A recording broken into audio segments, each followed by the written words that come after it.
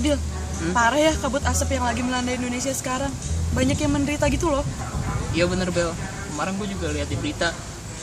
Dan kayaknya bantuan pemerintah tuh belum efektif. Nah itu dia, kayaknya sih belum efektif. Tuh kan Dil, lihat deh.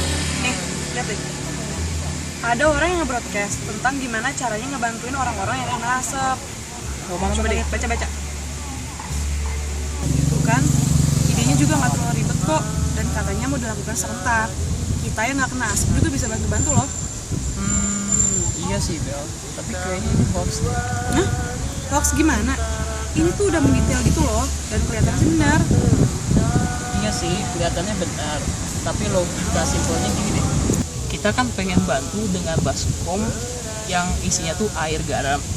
Nah, bayangin laut aja yang gede gitu nggak bisa bantu. Sedangkan kita yang pengen ngumpulin pakai baskom yang ukurannya tuh beribu-ribu lebih kecil, itu gimana kita mau bisa bantu? Tapi ya juga sih ya, kok nggak kepikiran nih? Tapi ini tuh udah kelihatan bener banget loh, menjanjikan banget broadcastnya. Tapi by the way, hoax itu apaan ya Dil? Yalah Bel, hoax itu adalah sebuah informasi itu yang belum tentu benar, jadi bisa dibilang palsu. Dan kadang itu ada tujuan tertentu, dan kadang ada juga yang memang hanya sekedar iseng. Tapi kalau ngelihat dari informasi ini sih, dia ngebikinnya tuh kayak yang benar-benar mendetail gitu. Jadi dia pengen benar-benar mempengaruhi orang. Oh gitu, mana sih coba lihat. Ya ampun, sialan. Berarti gue udah ketipu dong. Padahal ya, gue tuh udah nyebarin di timeline sama di grup juga. Serius Bel? Aduh Bel, kalau kayak gitu termasuk golongan clicking monkeys dong lo. Clicking monkeys, apaan lagi tuh? Exactly, apa itu clicking monkeys? Monyet ini.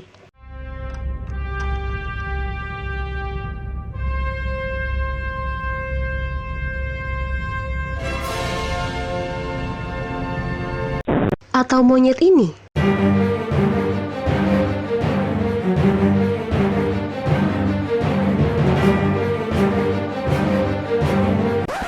Dan tentunya bukan monyet yang ini juga. Kamu sungguh mengemaskan.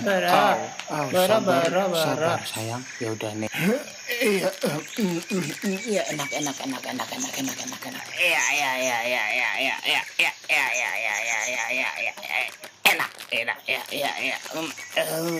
capek sayang. Apaan sih tadi? Nggak tahu.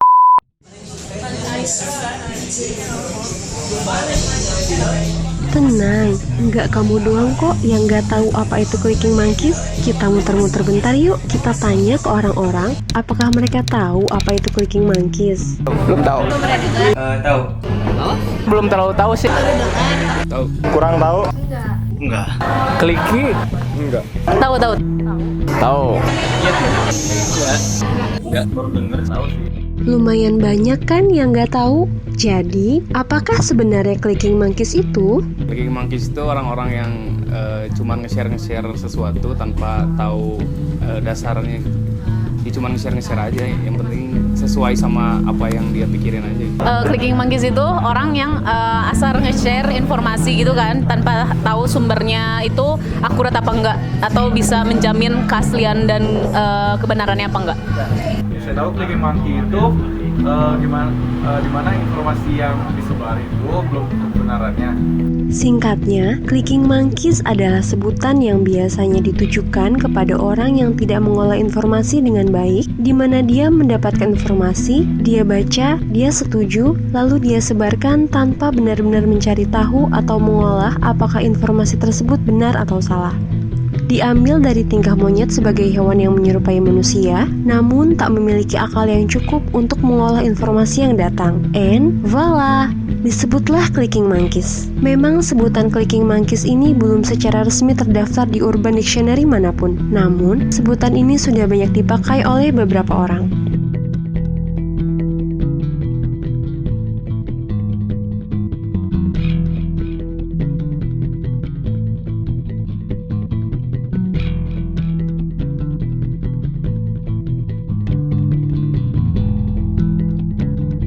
Lalu, mengapa fenomena clicking monkeys ini bisa terjadi? Rata-rata orang kan ngelihat judulnya dulu gitu kan, judul postnya. Nah, kalau misalnya emang sih post itu berhubungan dengan hal yang lagi rame, misalnya di sosial media lah, atau lagi rame di berita lah, kemungkinan besar dia pasti langsung share tanpa harus baca dulu. Meskipun akhirnya dia juga baca sendiri, tapi setelah share. Kalau dari sudut pandang gue ya, yang ngamatin teknologi, sekarang budaya udah benar masuk, intinya tuh di budaya ditambah dengan teknologi. Jadi orang-orang saat ini itu mereka itu pingin lebih, budayanya tuh pingin show off. Kenapa hal itu bisa terjadi? Mungkin karena kurangnya pengetahuan orang tentang informasi gitu. Kalau misalkan di bidang kesehatan, jadi orang itu, terutama orang Indonesia, masih buta gitu terhadap kesehatan, dan pemerintah sendiri tidak mau membuat informasi yang transparan gitu. Jadi masyarakat juga memang selain infonya tidak diberikan secara baik, juga tidak menerima informasi dan tidak mencari gitu. Mungkin pertama dari cara berpikir dianya, kan kalau misalnya bagaimana dia menanggapi suatu kebenaran. Nah, kebenaran itu kan bukan berdasarkan siapa yang mengucapkan, tapi berdasarkan si isi itu emang benar. Harusnya kalau memang, terutama ketika yang nge-share itu orang berpendidikan, dia harus tahu pola-pola pikir, harus tahu aturan-aturannya. Sebelum nge-share, pada dasarnya dia harus tahu kalau misalnya si informasi yang dia bagi, informasi yang dia anggap benar itu benar.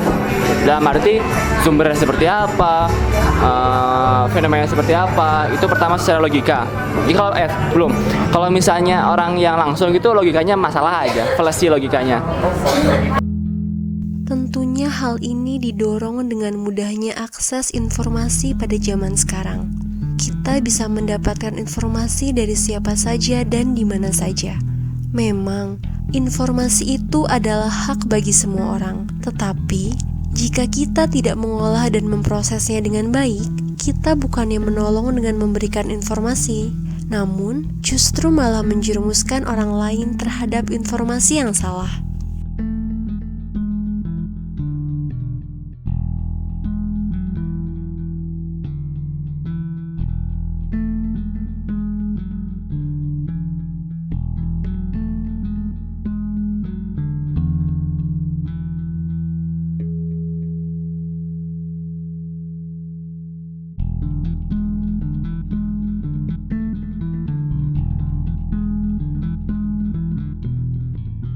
Apakah orang-orang di sekitar kita pun pernah melakukannya? Belum pernah sih. Pernah banget. Sepertinya sih pernah. Kayaknya secara tidak sadar pernah. Kalau ngelakuin enggak. Kan kayaknya enggak deh. Nggak pernah. Beberapa kali sih, nggak sering. Nggak pernah. Pernah sih, pernah. Ternyata bukan hanya banyak yang nggak tahu, tapi banyak juga yang pernah melakukannya. Fenomena clicking monkeys ini memang sedang sangat marak terjadi, bukan hanya di Indonesia, tetapi di belahan dunia manapun loh.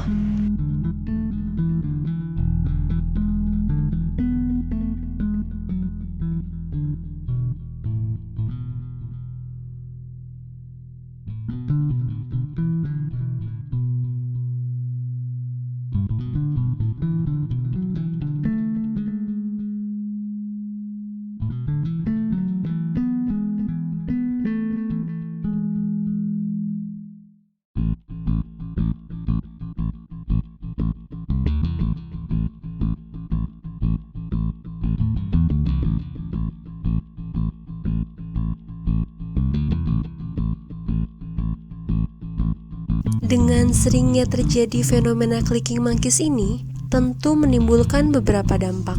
Bagaimanakah pendapat teman-teman kita tentang hal ini? Dibilang positif atau negatif sih tergantung infonya. Cuman kalau menurut aku banyaknya negatif sih kayaknya. Kalau misalnya kadang bikin apa ya, kayak ambiguitas gitu loh. Terus informasi yang disebarnya itu biasanya memprovokasi suatu kejadian gitu. Kalau enggak bisa bikin orang salah nangkap informasi, dan ujung-ujungnya kalau informasinya nggak valid itu malah bikin apa ya, pembodohan masyarakat gitu loh. Kayak, atau kalau nggak pembodohan tuh kayak penipuan gitu. Banyaknya negatif ya, karena jadi orang itu mengetahui ngasih informasi yang salah apa dalam bentuk apapun, misalkan kalau misalkan dalam bentuk agama gitu menyebarkan hadis yang salah kan itu jelas ya artinya juga salah.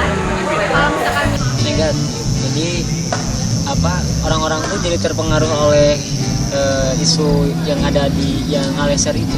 Tentunya negatif ya, soalnya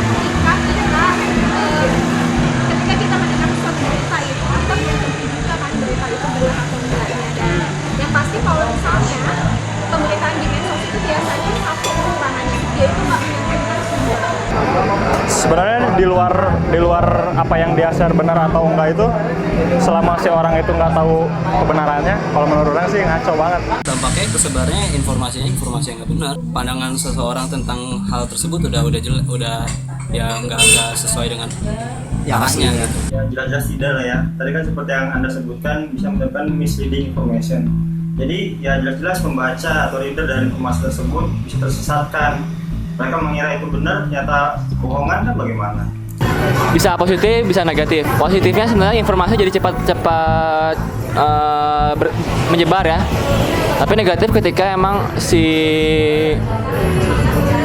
informasi itu tidak valid misalnya. Jadi jatuhnya fitnah, jatuhnya pembohongan publik lah saya. Itu tuh dicantumin dalam KUHP. Itu tuh pasal berapa ya? 242 KUHP. Isinya ada banyak sih. Itu tuh masuk menjelaskan keterangan palsu. Pasal satunya siapa dalam keadaan di mana undang-undang menentukan supaya memberi keterangan di atas sumpah atau mengadakan akibat hukum pada keterangan yang diberikan dengan sengaja memberi keterangan palsu di atas sumpah baik dengan lisan atau tulisan secara pribadi maupun oleh kuasanya yang berupa sekolah itu diancam dengan pidana penjara paling lama 7 tahun.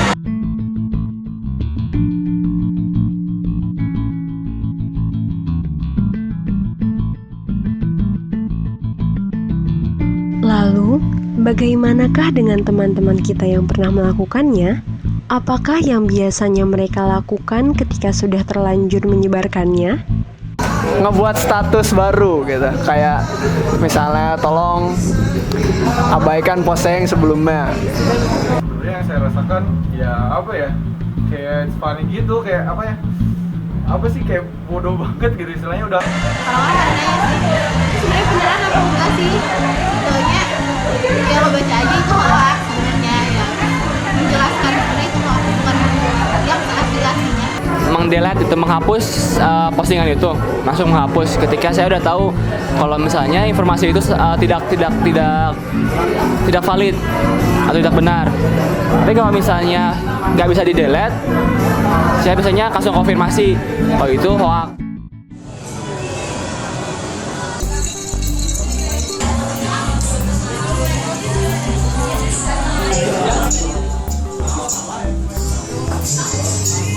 Memang dengan pesatnya perkembangan teknologi abad 21 ini, secara tidak langsung mengharuskan banyak orang dari usia tua hingga muda untuk memiliki gadget.